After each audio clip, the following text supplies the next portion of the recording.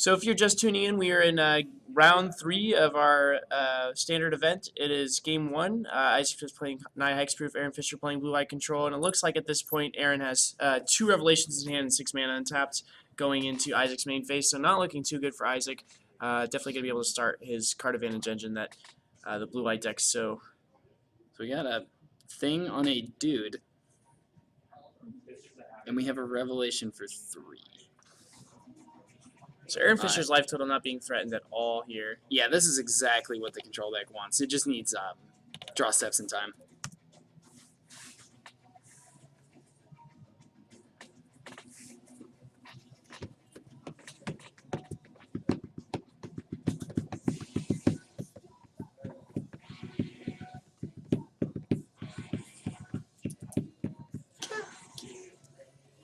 So the creature that Isaac had on the field there was a 2/1 Hexproof for 2. I hadn't actually seen that creature before. Oh, yeah, it's the one with reach. Yeah, Hexproof reach 2/1. Yeah, not bad. Not great either. I mean, it is good in this sort of strategy, just on its own, not a very exciting creature. Yeah, with an ethereal armor, a little better. Yeah, so Aaron Fisher, obviously, like, being able to have the removal spells for the creature, he needs to remove, like, Voice of Resurgence and stuff like that. But then against a Hexproof creature, it seems like, I mean, anything short of a Verdict won't, in his main board, probably won't get rid of it. Maybe Celestial Flare? Do you think he runs that card? Yes. Okay, now we see Isaac maybe casting a Sphinx. Nope, we just concession. That's a concession for game 1 there. Yeah, at that point, there's just Aaron Fisher's drawn too many cards. He's going to get a crack that Elixir back in his graveyard, put his Revs back in his deck, draw those, cast them for large amounts, and just I don't want you guys to suffer through that, So it looks like the Naya deck was a little different than I thought it would be. Instead of being more like the Brave Naya deck is like actually Hexproof, playing the 2/1 Hexproof. Yeah. And probably some amount of Witch Stalkers. I thought it'd be more like the Brave Naya deck where you're just trying to play your really efficient threats and then, you know, Gorkland Boros Charm. But and he might still be playing those cards, but the creature he chose as his 2-drop was a Hexproof rather than playing like Fleecemane Lion. Yeah, that deck definitely. The creatures this rotation, this block we have in Standard are a lot less robust than the last block we had. We had Guys Who Ain't Trapped and Invisible Stalker, and those creatures were truly phenomenal with equipment. This time around, we don't quite have it that good. Yeah, Invisible Stalker was kind of just a mistake. I think a mistake. Yeah, on definitely Wizards R&D's part. Yeah, I heard that drafting with that card was very unfun. Actually, #1 draft card in Innistrad. Yeah, just a mistake all around. Too good.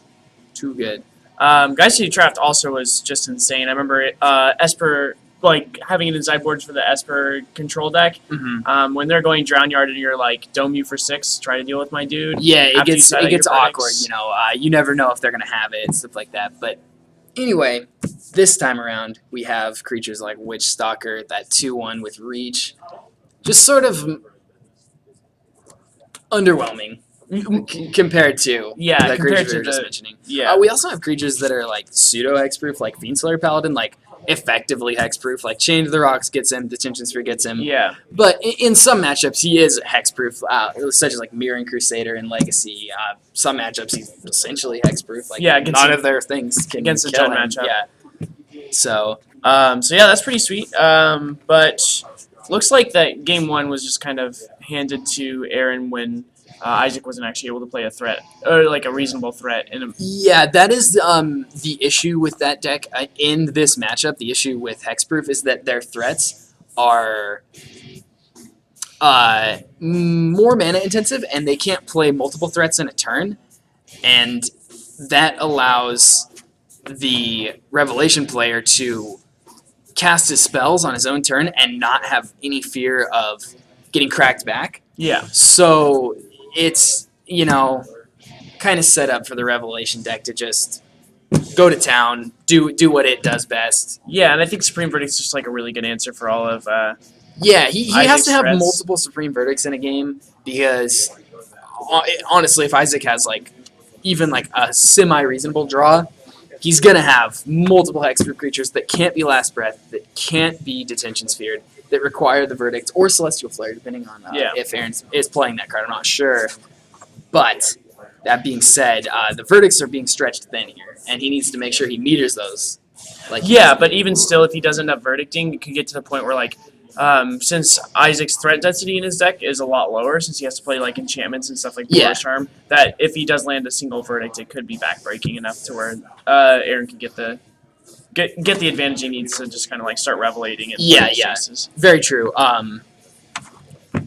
What do we think of our sideboards for these guys though? Yeah, I'm not actually sure what the Naya Hexproof deck plays in the sideboard. I'm not sure if it plays more enchantments or if it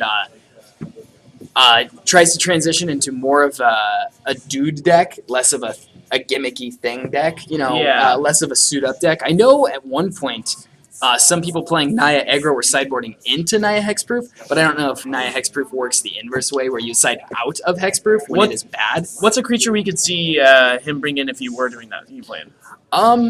Any that Voice of Resurgence is so good that it just needs to be in the main deck, so it is. So that would be the one creature that actually could throw a wrench in what Aaron is trying to do. Other than that, I can't think of any creatures this go around in Standard that are that effective against Aaron's deck. I mean, you could play hate bears like Spirit of the Labyrinth or Eidolon of Rhetoric, but they don't really do anything. Yeah, Eidolon Rhetoric definitely does not do anything. Not do anything. Spirit of the Labyrinth, very easy to be removed by any number of Supreme Verdicts Aaron might draw. So yeah, I don't really like that. What about? Can you think of anything else? No, I really can't. I'm trying to think of a possible sideboard, maybe like some amount of Brave the Elements, but he's already Hexproof is a thing. So yeah, I don't know how much more Hexproof he needs to be. I don't know if he needs to be more of a threat dense deck or more of a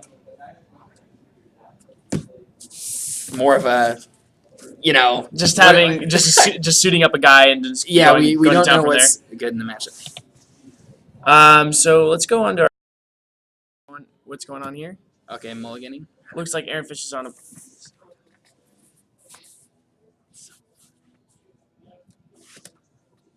Aaron Fisher mulliganing possibly, or just. No, I think he is a starting mulligan. They usually draw the cards at the same time. See what's going on here in a little bit. I don't think the control deck minds too much to be on a mulligan.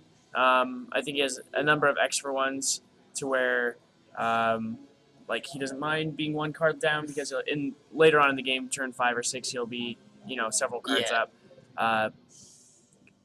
if everything goes well. But we will see. Does need to see a couple lands. That's about it. Yeah, it looks like we're on 6.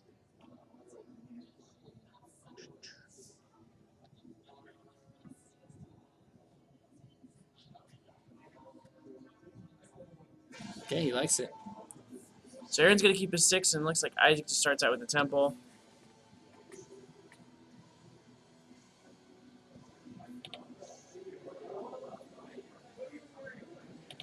Yeah, some of the most difficult decision points in Isaac's deck can be his scrying.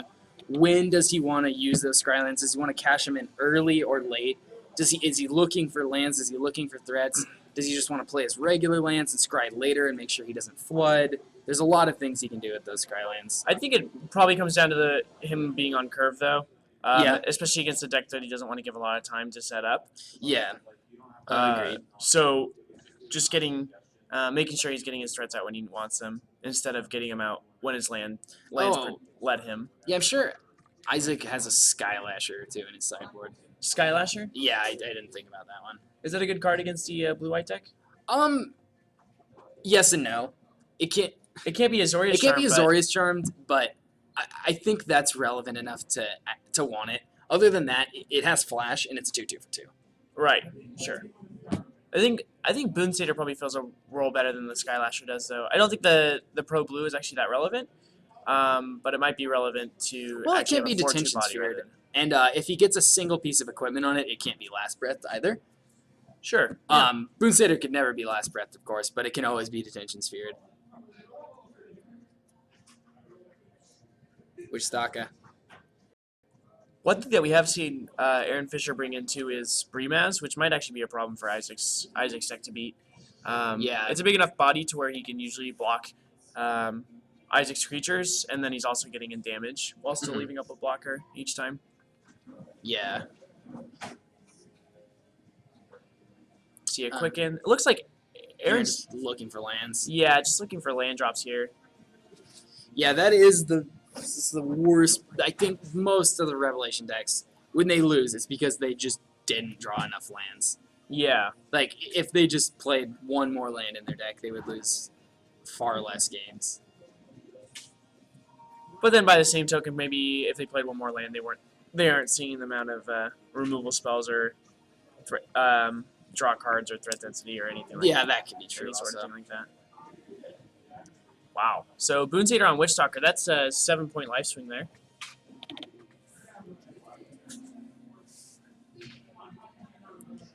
Probably see a detention sphere on the Boon Satyr here. Yeah, that is one way that Isaac can meter his threats very well, is using Bestow, because it allows him to play around Wrath while still committing more to the board. Definitely.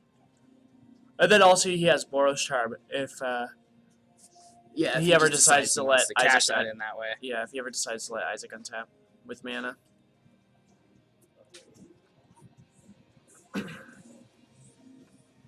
It's kind of an annoying thing about Boros Charm. It's so good against the blue-white deck just because it does like a lot of things. Like if next turn Aaron's tapped out, he can just double strike it. He can leave it up to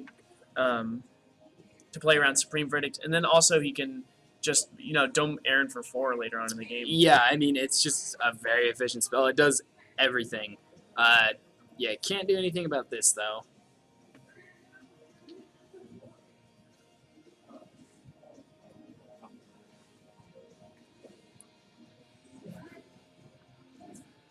We see a Madcap skills come down on this Witchstalker. Is that +2/+0 or +3/+0? I believe it's +3/+0, and it can't be blocked except by more than one creature. Wow. And so we see a double strike too. So that's going to bring Aaron to 1, I believe.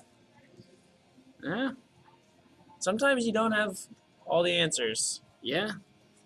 Hopefully we'll see a verdict here. This game could be over. And we do have We it. do see a Supreme Verdict. You know what's funny too is if he had played the Supreme Verdict last turn, he would have actually been dead. Because He the would have Boon just been, Satyr. yeah, double strike that Boon Satyr with ethereal or Madcap skills. Another Witchstalker, so that also requires. Wait, no. That is a Witchstalker, yes. Why does it have a counter on it? A Johnny Caller of the Pride, put a counter on it. Oh, okay. I didn't know that was in play. Oh, that's right. That's a pretty good Forgot card about here. that card. So that's probably gonna -3 here to destroy all creatures power 4 or greater, but it might also just be putting in 3/1/1s. I don't know if he wants to play around the Boros Charm or wants to play around the Gorklan Rampager, but If I were him, I would definitely destroy it because I don't know if Selesnya Charm is still in the deck, but it's definitely something I would be playing around at this point. yeah. Just not losing to something silly. I would What do we have there? Oh, yep. It looks like he had the Boros Charm. So No, I think that was a Selesnya Charm. He just made a guy. oh, he just made a guy to. Yeah, he's. Wow. So he's not really playing around the Selesnya Charm, I guess. Yeah, So, I guess he's just. I guess fed I the missed. I Selesnya didn't Charm. think before I spoke there. Just Yeah, those the modal Selesnya cards Charm. though, they're hard to keep track of. I mean, each one of them is so like Yeah, all the they ones are that very I've played versatile. are so good and so versatile. They do have text on them.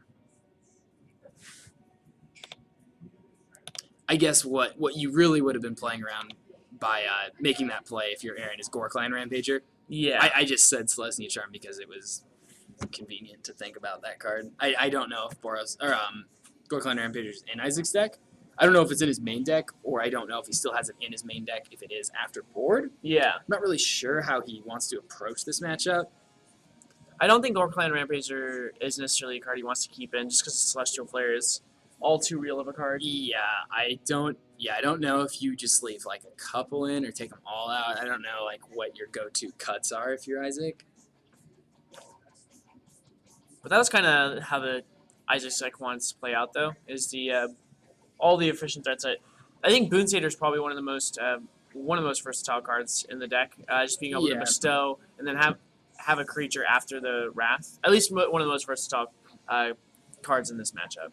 Yeah, definitely. I mean the way he used it there is just classically good against control. Like the bestow thing is a little for the most part, a little too slow and mana intensive for standard. Yeah. But in certain cases like Boon Satyr, it's definitely worth it to have cards like that in your deck that are versatile. And when you're playing a tournament and you know you're going to play against Supreme Verdict, and you know you're going to draw 5 lands against the blue-white deck that is nothing but removal and card draw, it's a good option to have that bestow in your deck. Like, play something onto the board that plays around Wrath. Definitely. Something that can be kind of nasty, though, is Aaron's Quicken. I just know the power of The Quicken. Quicken Verdict. Yeah, I've played Quicken for so long now. It's just so good. Like, you can Quicken Thoughtseize. You can Quicken, No, you cannot. You can Quicken Verdict with a Voice of Resurgence in play, and the voice doesn't do anything. Just so many cool things you can do with Quicken.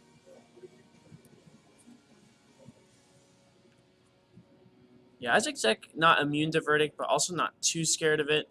It definitely has to like play its mana correctly and not just like run out threats. But if he has the Burrow's Charm or the Boon Satyr in hand, like he is okay with a Verdict, I think. Yeah, just in principle, if I'm Isaac, I don't leave too much of the enchantment stuff in my deck after board in this matchup, because there's just too many ways that can go wrong for him. If Aaron's game plan is going all according to plan, then his creatures are not surviving. Definitely. There's little outside of Elspeth that Aaron can do about chump blocking resolved creatures, so I wouldn't like value the enchantments that highly in this matchup. Definitely some number of them. I mean, they're very explosive. They put Aaron on a very quick clock, which is also very good against control. Just I don't think as good as just playing a couple dudes that are difficult to interact with. Yeah, like game 1 was a little interesting too, because like the only enchantment I saw was actually the Ethereal Armor. And when you're playing the Ethereal Armor, Yeah. I think you want to have a density of probably like 14 to 20 Yeah. enchantments or so, but I only saw the one. Yeah, And we did see the Madcap skills there, but the first strike not really relevant in this matchup. Like if Trample were on that card's text, or any enchantments that he has that say Trample, that is relevant, because a lot of times the control deck can like just desperately get to 6 mana and slam an Elspeth and then make guys and just hope it's good enough. And if they have Trample, then that plan is not good enough. So. Yep. So Aaron again on the mulligan to 6. Hopefully this will be a kinder one, seeing some more lands. We see a Ethereal Armor on some Ultra Pro sleeves and 1 Plains, so it's looking like a good matchup. Yeah, dude, we got Aaron's Plains to cast Isaac's Ethereal Armor, so chill with me.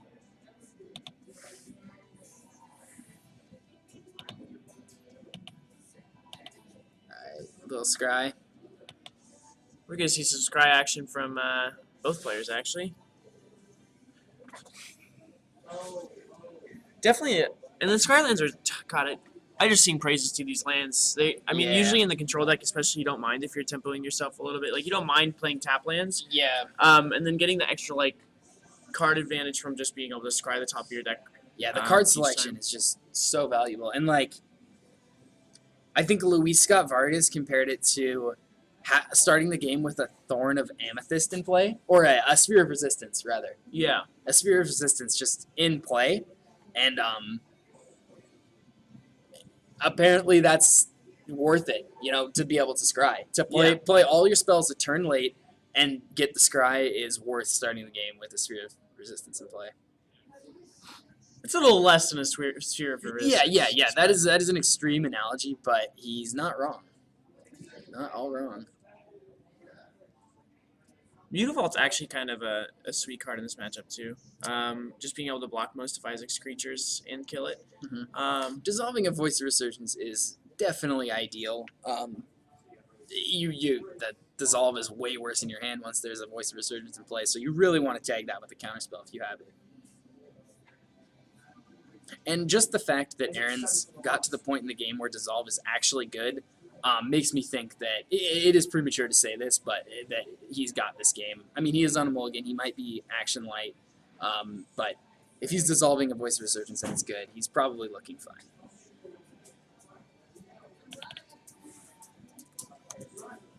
And now, Aaron drawing First Blood with a Mutavault. Yeah, Mutavault, and then a Dissolve again on the Witch Talker. So Yeah. really just getting these threats away really efficiently. And he gets to scry into more business. Like, if he draws a Revelation here, that's just so good. I mean, even if he doesn't have a land, He's just cycling through his deck, and that's all the blue-white deck wants to do anyway. I'm not sure if all the revelations are still in his deck. They might not be. Yeah, maybe just too slow of a card that you want to see maybe 1 to 2 in a game, but not more yeah, than that. it's interesting theory because you could. Oh, well, Betty wishes he had a dissolve now. He has a syncopate. It's fine. He does not have a syncopate. So we'll see a combat step from Isaac there, bringing Aaron to 18. Yeah, that Xenagos probably sideboard tech. I mean, just perfect in matchups like this where you just need like some sort of top end, something to stay relevant on turn 4 and 5. Especially when Aaron might have sided out some amount of detention spheres. I don't see him actually doing it, but it could happen to where he sides out detention spheres. So, because his guys are hexproof. Yeah, you have Mutavault in this matchup too, that's what it's there for in the blue-white deck to pressure planeswalkers. I mean, at this point, Isaac can attack Aaron all he wants, and Aaron doesn't care. His life total is still very high. So, yeah, now you see he's just leaving his 2/2 back on defense. See? He wants to save his Xenagos from Aaron's Mutavault.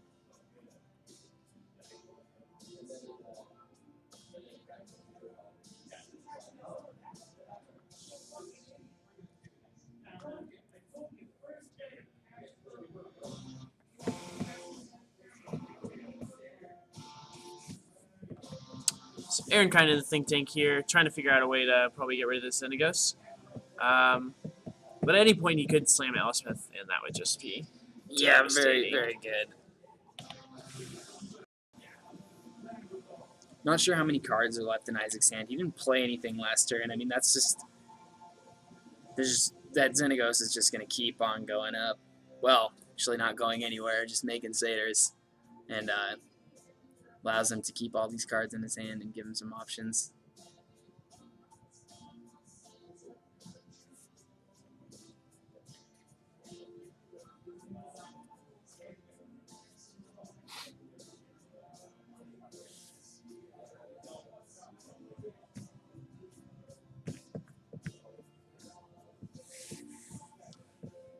Aaron's already on his 7th land drop. I'm not surprised if he has some amount of revelations in hand that can kind of play out the rest of this game. Here.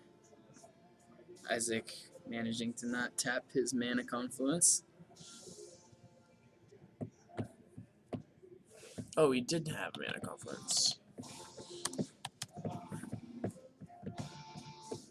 So now we see 3 satyrs on the field and a boon satyr. So 4 satyrs on the field. Looking like a pretty sweet attack from Isaac. I think Aaron's probably deciding whether or not he wants to block with the Mutavault, but a Gorkland Rampager or even a Boros Charm there would just be really upset that plan. Selesnya Charm, yeah, really anything there.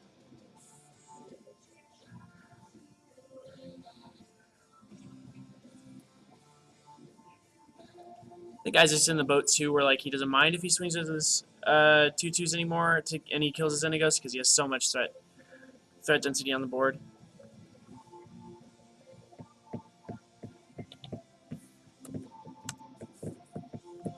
So he double strike. He's just going for lethal here. 8, 9, 10, 11, 12, 13, 14. That'll bring Aaron all the way down to 2. We see a Selesnya Charm as well. Hopefully we see an Azorius Charm here. Oh, now. God. Now, yeah. Okay. There we go. Now we have a 3-for-1 going on. So, yeah. So Aaron's still going to take 6. He's down to 10.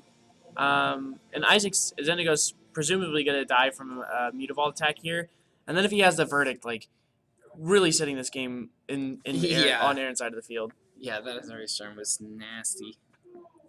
And we see 4 mana. What's it going to be? Jace is still fine. Jace is actually pretty good here, but we do see a Verdict. And we see the Mutavault come in. Okay. Let's hope Isaac has some more threats here. I'm sure he probably does. I mean, here he could play the Boon Satyr main phase to play around Counterspell. He could play nothing and pass and play the Boon Satyr. He does have 1 mana open, and there is a card called Swan Song. Oh, counters enchantments. Aaron has a revelation in his hand. Aaron has a revelation in hand. I just heard a secret.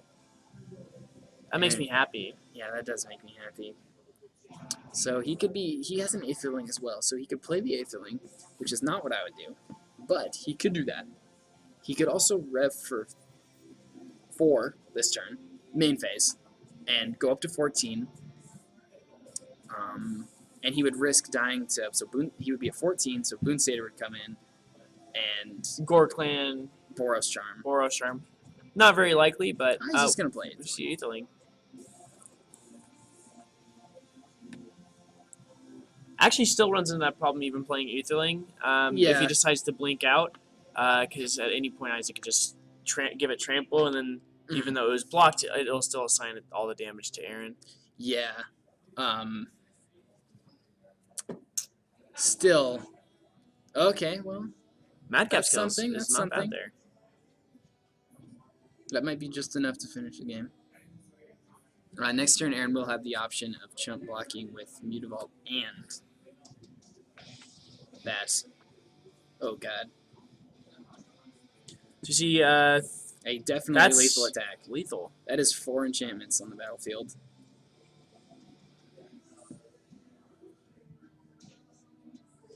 Wow. That is not how I expected that game to end up. Yeah. I mean, double ethereal armor is just a ton of damage. It's just 8, So 1, 9, 2, 3, 10, 4. 11, 15 damage. Yeah. Wow. That's insane. So yeah, if Aaron had another land ball and the Aetherling, but he didn't, so he died. So he's super dead. Yeah, super dead on that one. Definitely not what I expected. I mean, with only like 3 cards in hand, and then for him to be playing Boon Satyr end of turn into 3 enchantments to make 15 damage, definitely not what I expected from Isaac's Yeah. field. Especially after board, where like I expect him to side some of that stuff out. Yeah, maybe he just doesn't have anything good enough to bring in, though, so he would just leave most of that stuff in. I mean, if Aaron had anything for that Boon Satyr, his hand was just, Isaac's hand, that is just terrible. Right. It's just awful. It's 3 pieces of equipment and nothing to enchant. Like, it's just awful. But, nope. Yeah, No answers from that's Aaron, not so. what happened. I mean, another Zorius charm there, something would be devastating, but it looks like he just had Revelations in hand. That's what we kind of mentioned earlier.